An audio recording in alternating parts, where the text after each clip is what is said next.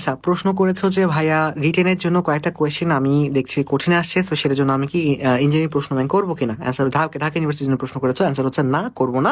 এবং তুমি বলেছো যে গতবারে দুইটা কোয়েশ্চেন তোমার ধর হচ্ছে কঠিন লেগেছে, তাই জন্য তুমি করবা কিনা।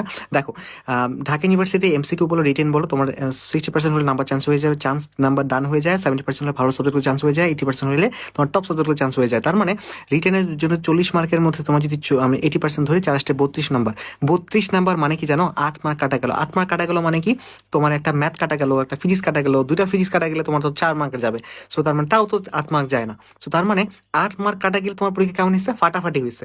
নট অনলি ভালো হয়েছে, ফাটাফাটি পরীক্ষা হয়েছে, বেস্ট পরীক্ষা হয়েছে। এই জিনিসটা তুমি যদি বিশ্বাস করতে না পারো, তাহলে তোমার পরীক্ষা হলে তোমার আজের টেনশন হবে। এই আজের টেনশন তোমার মনে হবে তোমার পরীক্ষা খারাপ হচ্ছে, এবং খারাপ হচ্ছে মনে হওয়ার কারণে পরীক্ষা অ্যাকচুয়ালি খারাপ হওয়া শুরু করবে। তার এক পর্যন্ত খারাপ হয় নাই, বাট তুমি টেনশন করে করে খারাপ বানাবা। সো একটা দুইটা যে কঠিন আসবে, তুমি এটাই এটা সেটা যেটাই পড়ো না কেন, আলটিমেটলি তোমার ওই একটা একটা ম্যাথ বা একটা ফিজিক্স কঠিন লাগবেই। সো সেটা নিয়ে এত প্যারা খাওয়ার কিছু নাই। সো ঢাকা ইউনিভার্সিটি রিটেনের জন্য ইঞ্জিনিয়ারিং প্রশ্ন সলভ করতে হবে কিনা, অ্যান্সার হচ্ছে না। এবং সাথে একটা জিনিস জানিয়ে দিলাম যে তোমার যে 80% number is a very good number. 8% number কাটা গেলে কিচ্ছু যায় আসবে না। চান্স পাওয়ার জন্য তোমার ধরো হচ্ছে তোমার লাগবে 60% নাম্বার, তার মানে 24, তার মানে 40-এর মধ্যে 24, 24 মানে কি 16 মার্ক কাটা যাবে। তো বুঝতে পারতেছো, তাহলে তোমার রিটেনের ভালো পরীক্ষার সংজ্ঞাটা চেঞ্জ করে নিতে হবে।